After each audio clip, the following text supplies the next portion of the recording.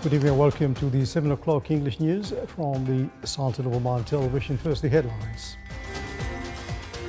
His Highness Sayyid Al-Arab bin Haytham announces the launch of the competition to design the pavilion of the Sultan of Oman in Expo Japan. The Minister of Labour and Their Highnesses, Excellencies and Governors review mechanisms of employment and investment in the governorates.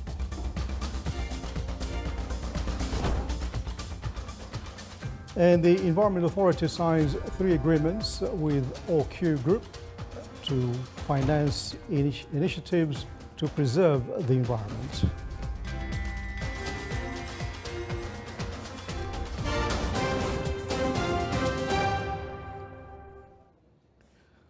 Those are the headlines, and now the news in detail. His Highness Sayyid Al-Arab bin Haytham Al Said announced the launch of the competition to design the pavilion of the Sultan of Oman in Expo Japan 2025. His Highness said in a statement that the continuation of the attention by the Al-Arab bin Haytham Award for Architectural Design opportunity is given to the Omani youth with the aim to invest their energies in designing the pavilion of the Sultan of Oman in Expo Japan 2025, which will be held in Osaka City. His Highness stressed on the keenness to provide the opportunity for a large segment of citizens to compete in this competition. The participation opportunity is open without age restrictions for those specialized in the fields of architecture, designing and urban planning, individually or within a team of maximum 5 members. The participation opportunity will also be open before the local consultancy offices with the aim to come up with the designs that are in line with the requirements of the pavilion's design. His Highness called on the youth who meet the conditions to take the initiative to participate in this national competition that aims to enhance the presence of the Sultan of Oman on the global map. He also expressed his hopes for presenting works that suit the pavilion of the Sultan of Oman and his position among the world countries.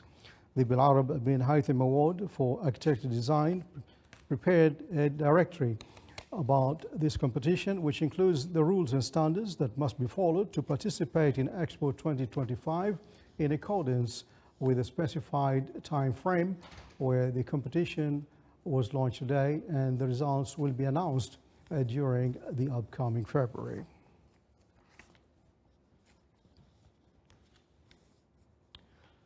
The Minister of Labour held a meeting with the Highnesses, Excellencies and Governors, reviewing the mechanism of employment in the public and private sectors, investment in the governorates, challenges they face, and introduced the new mechanism in the localization of professions. The Ministry also launched a MAAC application for job seekers and the national workforce and employers. The application contains more than 11 electronic services in the first version, with other services that will be added later. The 2-day meeting also discussed the national plans in human resources development and other related topics.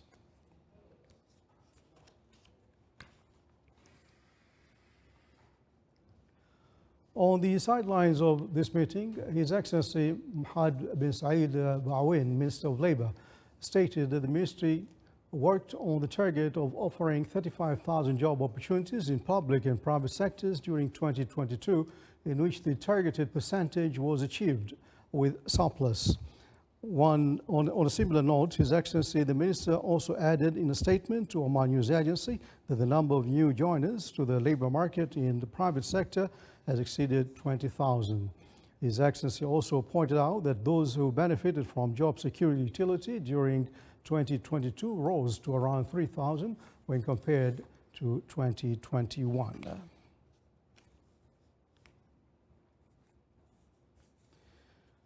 The Sultan of Oman celebrated the Omani Environment Day and signed 3 agreements in the presence of His Excellency Dr. Abdullah bin Ali Al-Amri, Chairman of the Environment Authority, and other officials. More details in the following report.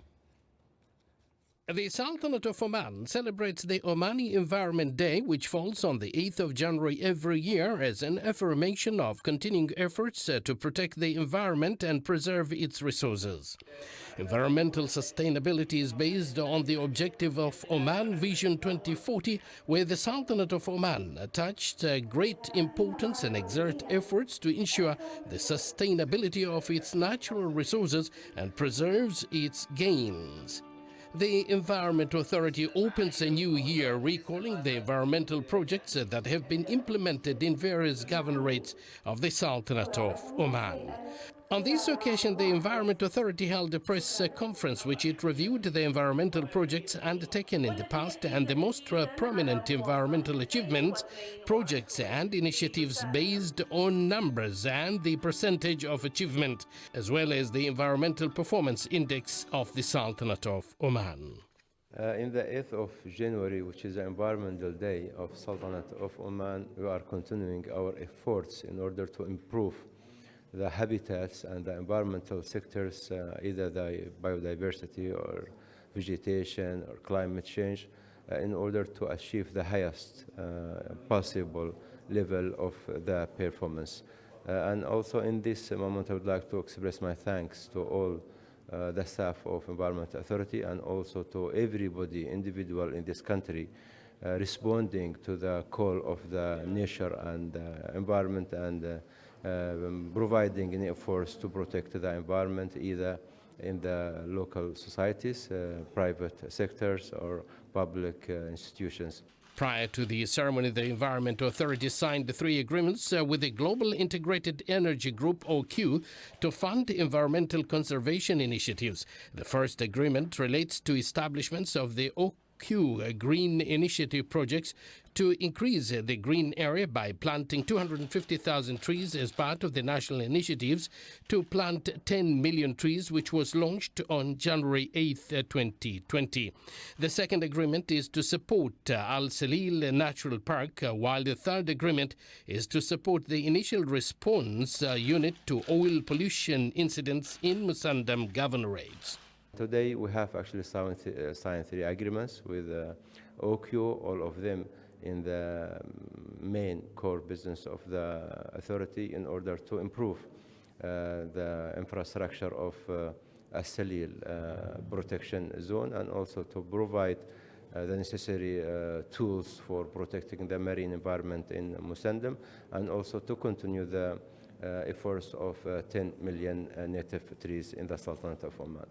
For his part, Talal bin Hamad Al-Aufi, Chief Executive Officer of OQ Group, said, "The group's signing of environmental agreement reflects its commitment to preserving the environment in the Sultanate of Oman, as this is one of the pillars of the social investment program."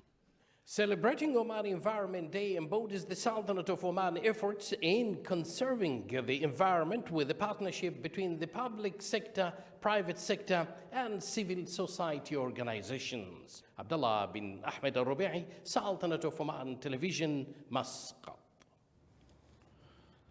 Within the framework of strengthening cooperation in the education field, the Sultanate of Oman and the United Arab Emirates agreed to renew a memorandum of understanding in the aforementioned field and to create a plan to activate educational cooperation between the 2 countries, in addition to exchanging expertise in the educational curricula and policies field. This came during a meeting between Her Excellency Dr. Madiha bint Ahmed Al-Shibaniya, Minister of Education, and His Excellency Dr. Ahmed Belhoul Al-Falasi, Minister of Education in the United Arab Emirates, who is currently visiting the Sultanate. Her Excellency stressed on the importance of these educational visits to benefit from rich expertise witnessed by the education sector in the 2 countries and to strengthen mutual cooperation in various educational areas of education of common interest.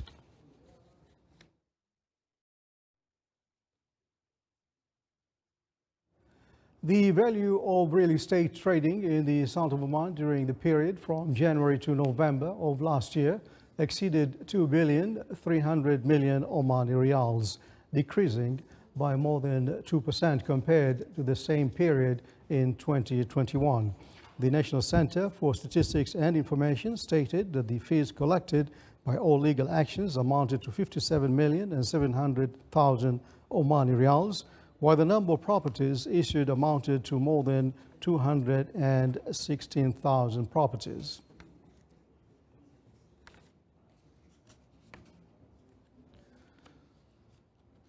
The completion rate of the water distribution networks project in the Wilayah of Al-Hamra in Al-Dakhiliya Governorate has reached about 72% at a total cost of 26 million Omani riyals to include existing residential complexes and future plans. In order to keep pace with urban expansion on tourism and economic movement taking place in the Wilayah, the system will be installed to control and monitor all project facilities from the National Control Center in Muscat Governorate, and parts of the project networks have recently been handed over in the Wilayah of Al-Hamra Center in preparation for its operation. Still to come, a news bulletin. Officials in California order evacuations in a high-risk coastal area, and Australia's northwest is facing a 1 in 100-year flood crisis.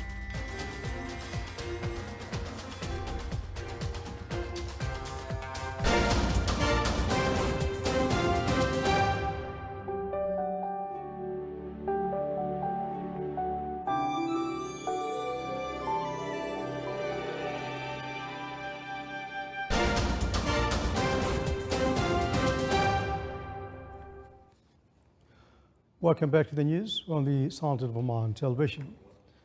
Now, on international scene, Russia's bombing on regions in eastern Ukraine killed at least 2 people overnight.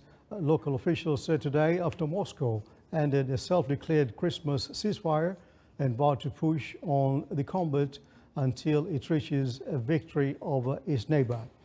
President Vladimir Putin ordered a 36-hour ceasefire along the line of contact from Friday at midday to observe Russia and Ukraine's Orthodox Christmas, which fell on Saturday.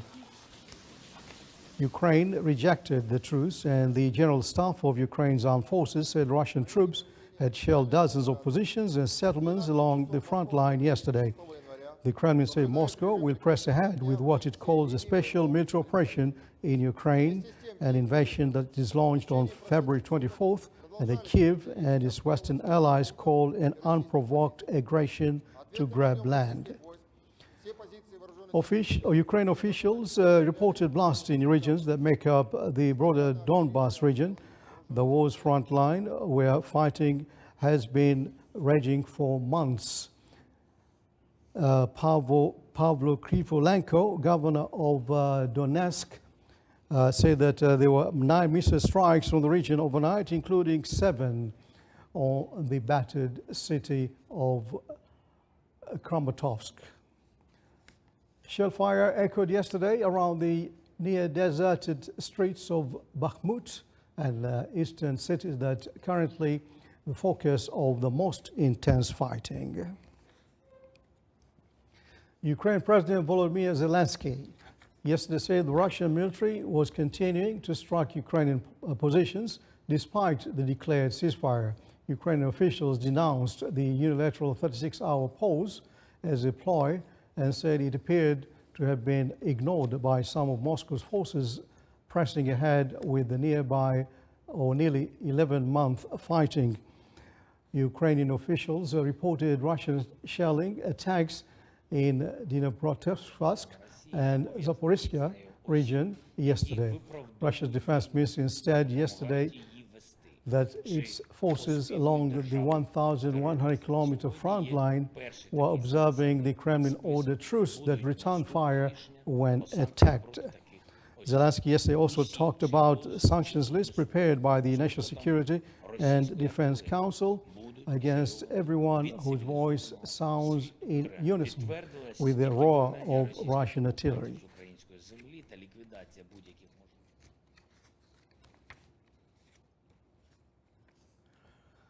Officials in California ordered evacuations in high-risk coastal areas where mudslides killed 23 people in 2018 as a huge storm barreled into the state on Wednesday, bringing high winds and rain that knocked out power and threatened to flood roadways. The first evacuations were ordered for those living in areas burned by 3 recent wildfires in Santa Barbara County, where heavy rain forecast for overnight could cause widespread flooding and unleash debris flow.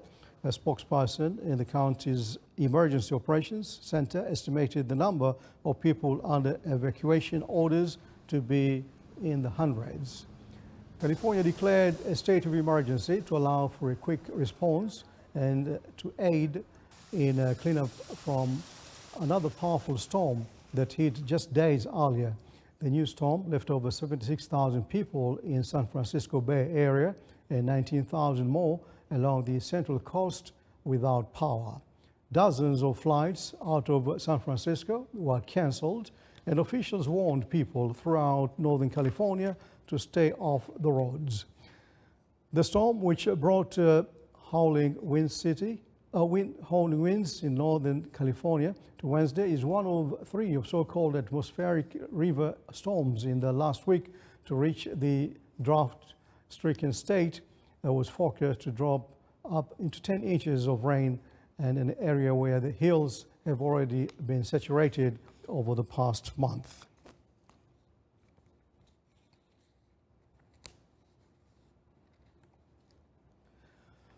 Australia's northwest is facing a 1 in 100-year flood crisis that has stranded mainly communities and prompted hundreds of evacuations. The crisis in Kimberley area in Western Australia was sparked last week by severe weather system Ely, a former tropical cyclone that brought heavy rain. The town of Fitzroy Crossing, a community of around 1,300 people, has been among the worst hit, with supplies having to be airlifted in due to flooded roads.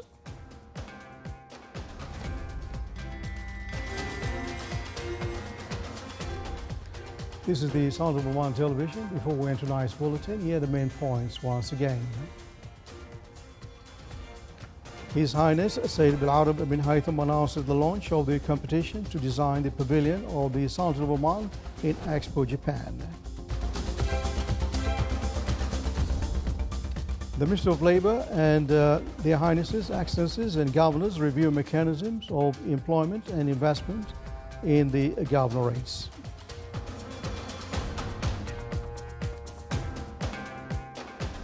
And the Environment Authority signs 3 agreements with OQ Group to finance initiatives to preserve the environment.